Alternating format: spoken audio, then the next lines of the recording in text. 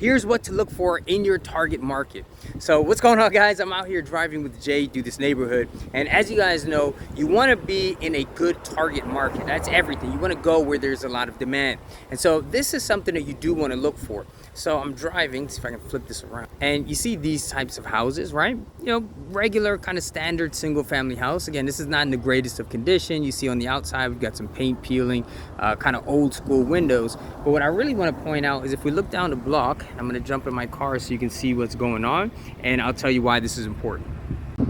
Okay, so this is just literally a few feet down from the house I just showed you, which is over there. And you can see that there's new construction. These new construction houses are concrete block houses. You'll see that they're putting secondary stories on them, meaning that they may be multi-family units, and you can see they're building that all down here. So what's this? That there's demand in this area, that there are builders building in this area. There's a demand for new houses, there's demand for rentals, and people are buying them.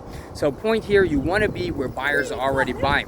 Now, even though I am driving in my car, you can also do this online. You can see these things using simple tools like Google Street, as well as tools like Privy. So just make sure that you're looking, whether you're driving, whether you're online, you're looking for features in communities and subdivisions and zip codes that are indicative of demand, that people are buying there, that people are building there, and you'll sell a lot more properties a lot faster. And guys, we're still driving, and look, there's even more construction going on this same street.